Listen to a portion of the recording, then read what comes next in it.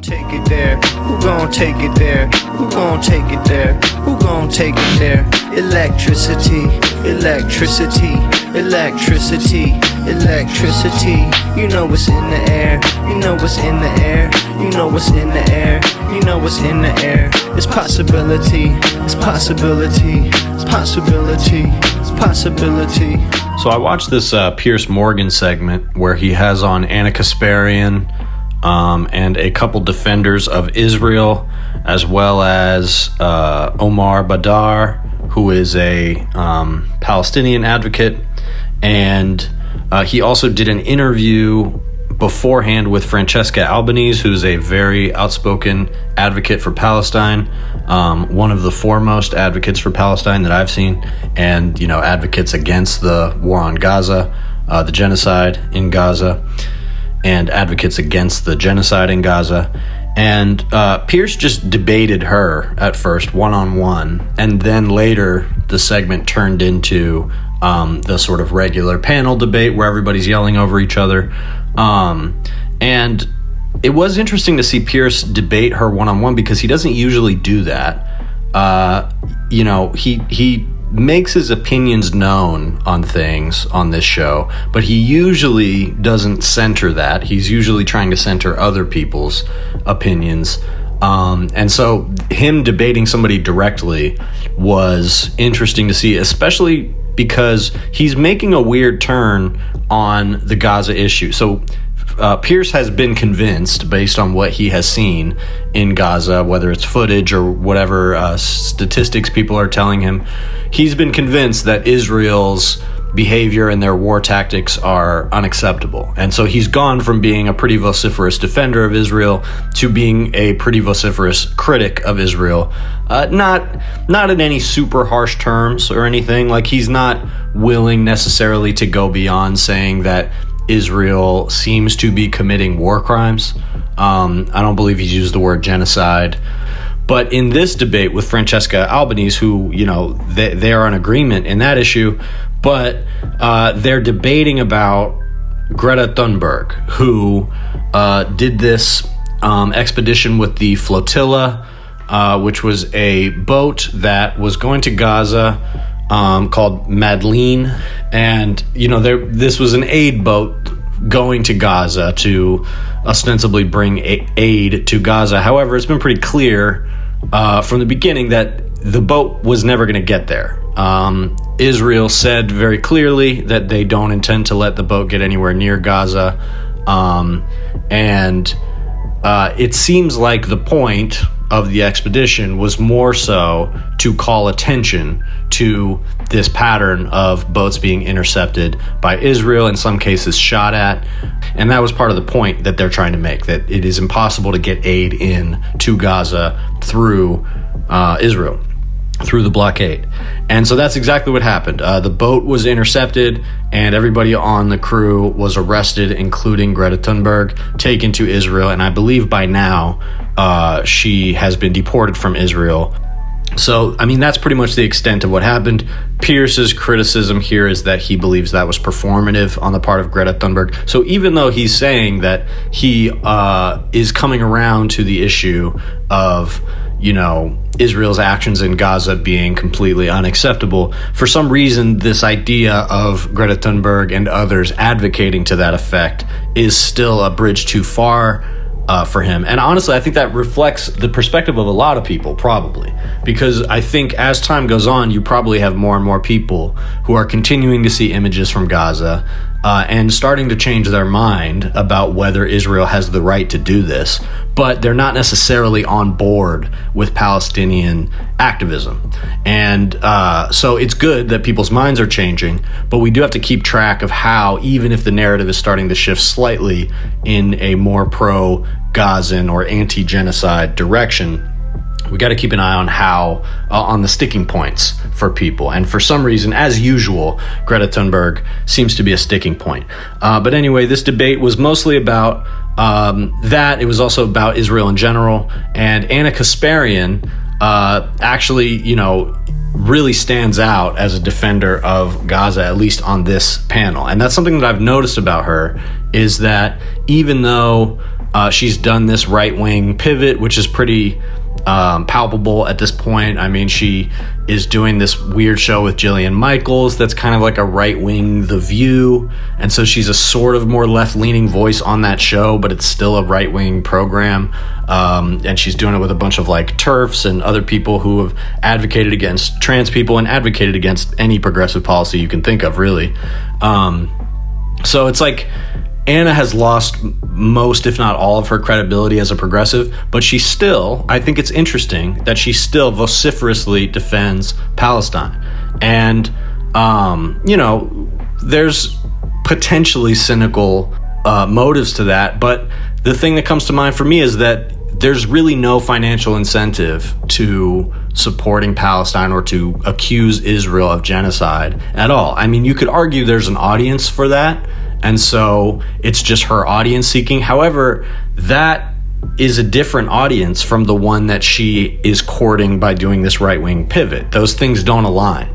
So, I don't know. I'm not really in the business of saying whether I think people's beliefs are honest or not, or whether this person is or isn't a grifter. It's something I've talked about a little bit before, but I more so like to talk about the substance of people's arguments. And in this debate on the substance, when it comes to Palestine, Ana Kasparian gets it right. So let's watch a couple clips from this program, and then we'll get into some other stuff about what's going on in LA and a little bit more information about Greta and this flotilla. But let's start with some clips here. What have they achieved, honestly, other than Greta Thunberg getting her face on a lot of newspapers, right? With a big beaming grin, receiving food, Let me finish. All I've seen are big pictures of her grinning her head off, receiving food at the end of her ordeal, which lasted a few hours. She knew exactly what was going to happen. She knew the IDF would not let her anywhere near Gaza. The whole thing is, I think you said, is performative. And I'm not seeing people running around going, good on Greta Thunberg. She's really changed my mind about what's happening there. I didn't say that this is performative at all, rather the contrary. And the fact that you and I are speaking of this boat is while you have not been interviewing me about the other flotilla who was hit in the middle of international waters, and it was deflagged, which is an incredible violation of people's safe sailing and security. When it happened a couple of weeks ago, it's people like, I'm not saying people like you, but the media is quite sensationalist, and it has been salivating around the fact that there was Greta Thunberg on the boat. Let me ask you something, Emily. You were on this very show a year ago debating Abby Martin. And you said, you fancy yourself a journalist. During that debate, you said that Israel has no interest in occupying Gaza. Israel is now very obviously and overtly claiming they intend to occupy Gaza indefinitely, and they announced the construction of 22 illegal settlements in the West Bank, which they also intend to annex. Can you now admit to the world that you are incorrect?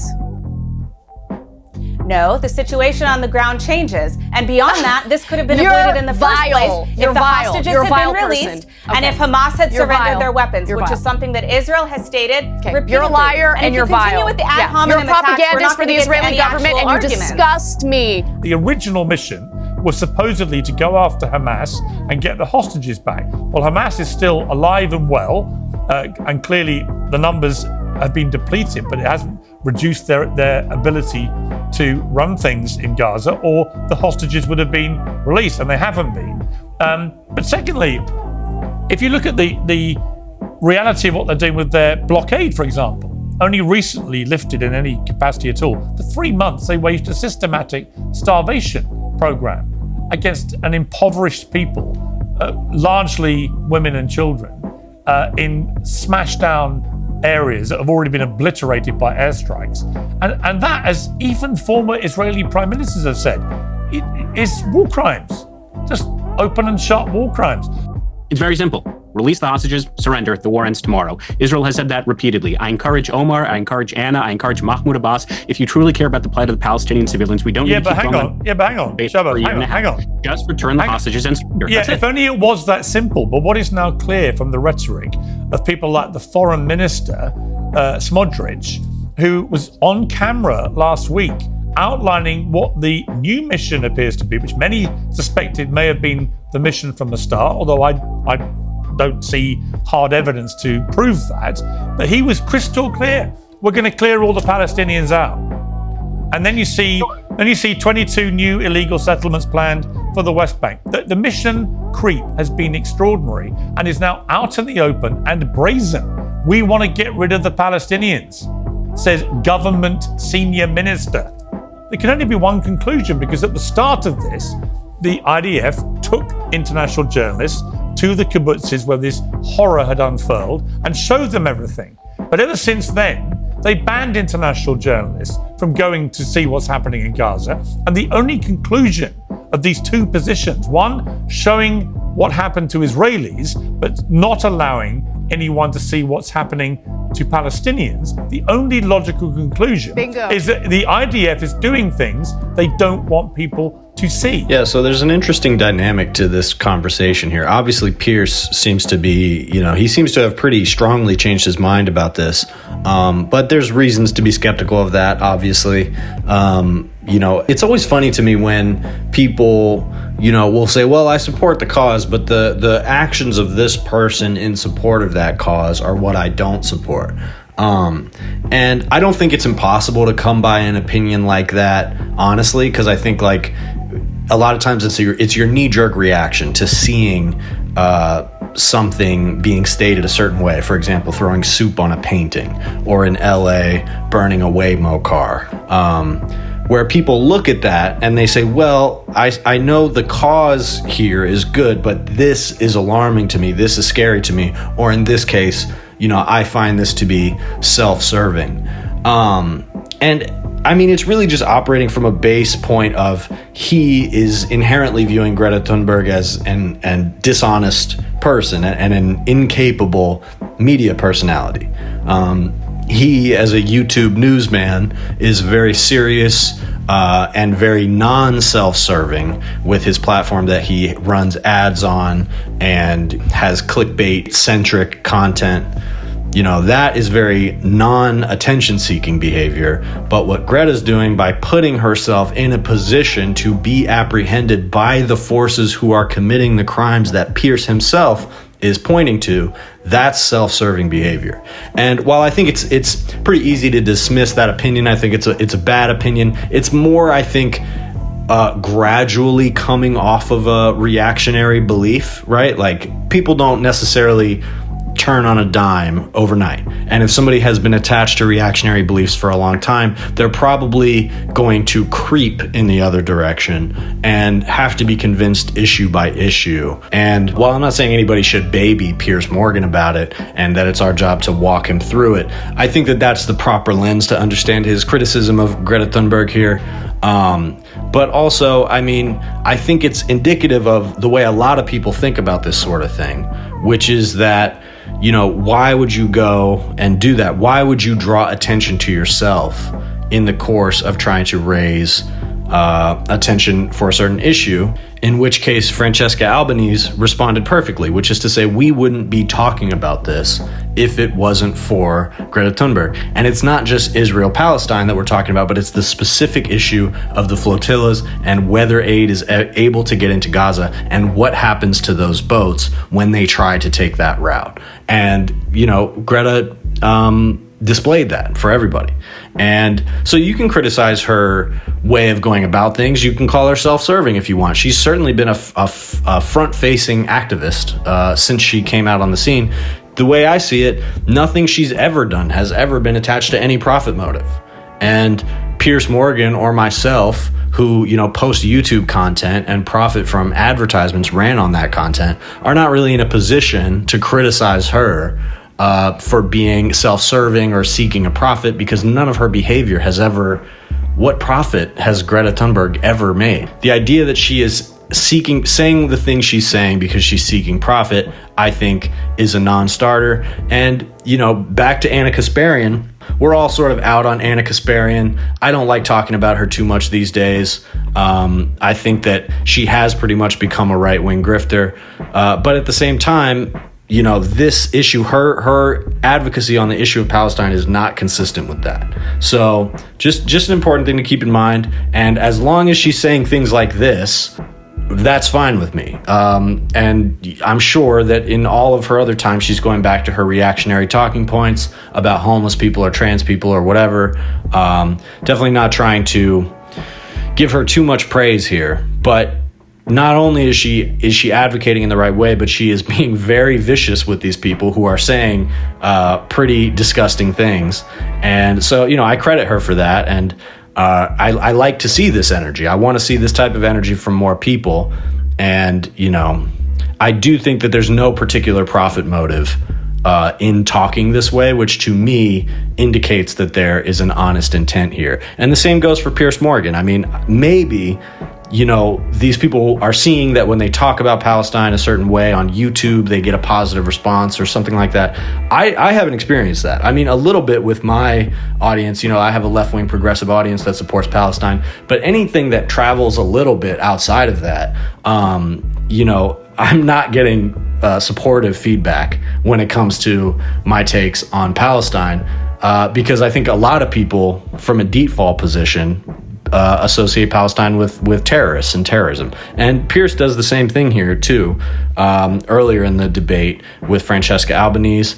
And, I think his sticking points when it comes to why can advocates of Israel point to how many deaths of Hamas members they have achieved, but they can't give you any numbers on how many deaths of children have occurred.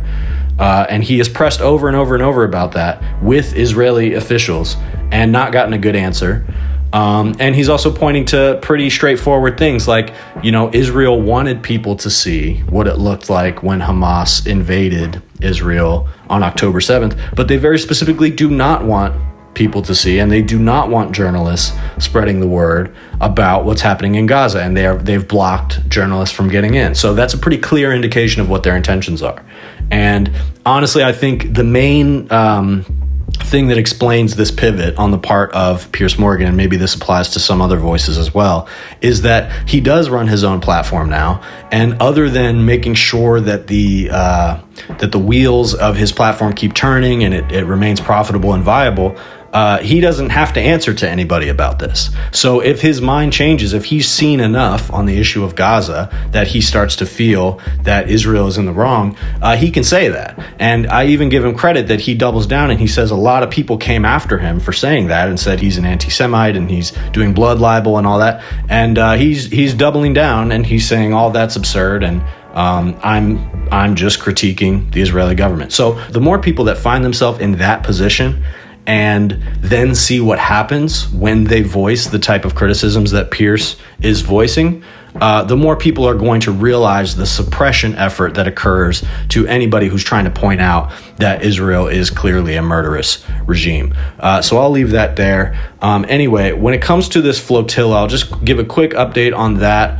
And then we'll get into some of the stuff that happened in LA over the weekend and on Monday, and then I'll let you guys go. So this situation with the Madeleine and Greta Thunberg being detained by Israel is pretty straightforward. They were on this flotilla trying to get into Gaza, bringing aid in.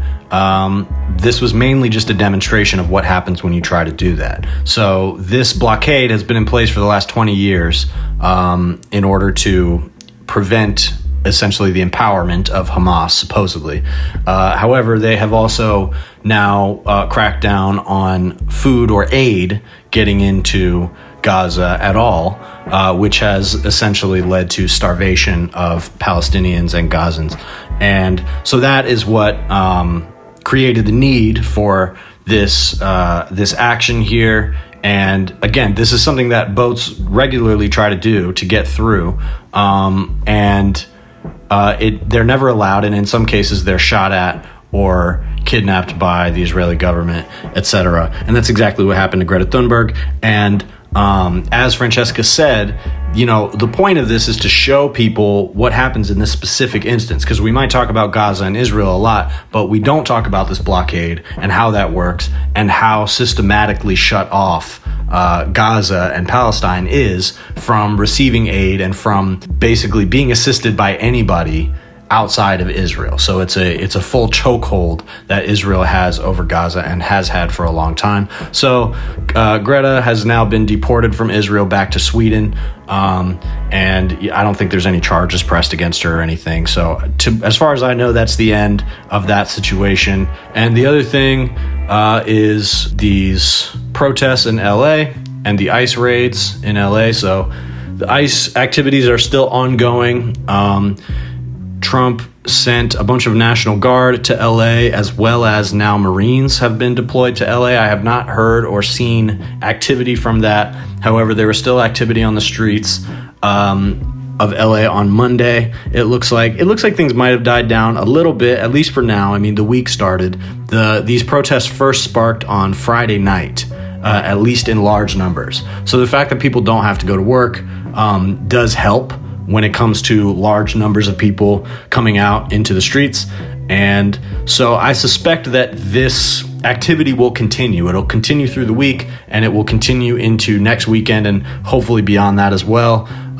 Trump has not only sent Marines into LA, but he is now saying that Governor Newsom should be arrested. He wants to arrest Gavin Newsom. Gavin Newsom said, you know where to find me. Just keep your hands off the 4-year-old girls. So they're just puffing their chest out at each other. However, if Trump really tries to do something like that, I think that it would make the situation explosive. They don't seem to be afraid of that. They seem to want to escalate the situation. As I said, when it came to the National Guard, I don't think tend to escalate things in the same way that police do. Police are very notorious for escalating at these protests. They want protesters to do things that will, give them justification to rush, arrest, beat them. And sometimes they will just do those things without any provocation at all. Whereas when it comes to the National Guard, that's just not really what their training is. And so it doesn't mean that they're not capable or that some of them aren't hungry to incite violence, or that it's not a bad thing for the National Guard to be on the streets in that way. It is definitely a bad thing. But I just think that National Guard is not necessarily trained in the same way that police are. They're just not as aggressive. That's not what they're there for. So I haven't seen that much aggression from the National Guard. Marines, same thing, although I'm a little bit more concerned about them because Marines can be a bit psychopathic, and who knows what these guys are being told or what these guys believe. I mean, some of them are probably a little nervous about the position they're being put in, and they don't necessarily like the fact that they're being just deployed on the streets of America. Others of them are probably kind of bloodthirsty and are probably hopped up on a bunch of propaganda about how these are terrorists and criminals and whatever. So it's a dangerous situation in LA. The people in LA are staying strong. There's also protests happening in New York and in Dallas. Things are getting intense there as well. I think more so in Dallas and also Austin. I saw some protests happening. But the reality is that these ICE raids and the federal activities are still happening. And Trump has said that he's going to double down on that. So there's no end in sight here. Some people have pointed out that their intention seems to be to incite violence and to incite a spectacle. And that may be true, but that doesn't mean that anyone can back down. Because just because he's trying to do that to incite some kind of mass spectacle or something like that, or justification to utilize the federal government, first of all, they're doing that anyway. And second of all, just because they want to do that, just because they want to create as much chaos as they can, doesn't mean that that's going to work the way they think it will. They have the power of the federal government, but when you really piss people off in society at large, things tend to happen. When society's destabilized, that tends to give people opportunities to resist the government in ways that the government isn't expecting. So the more Trump does this, the more Trump tries to drive this wedge in, the more opportunity it's going to create for people to find leverage points that the state is not expecting them to find. So that's about all I have to say on that at this point. I'll keep updating you guys with that. But, you know, it's going to be a long summer. It's going to be a long 4 years. We're only 5 years into this Trump administration, and this is exactly what people predicted. It took 4 years for unrest like this to happen last time Trump was in office, and we're 5 months in now. So, you know, we got a long road ahead of us. We have to be safe, we have to be smart, and we've got to do everything that we can. If you like this video, please like and subscribe. And if you really want to support, consider becoming a member. That's the best way to support this channel. I'm posting different kinds of exclusive content there, like podcasts that don't make it to the main channel. Also music. I've got a new EP out right now called Dead Internet Theory, which is now available on all platforms, and that was available first for members only. I also re-released a previous EP called Spaceman Spliff. That's available now on the main channel with a bonus track included, and that was also available first for members only. So if you're interested in early access to music and other things like that, go ahead and become a member. And if there's other types of content that you'd like to see as exclusive content, let me know and we'll figure some things out.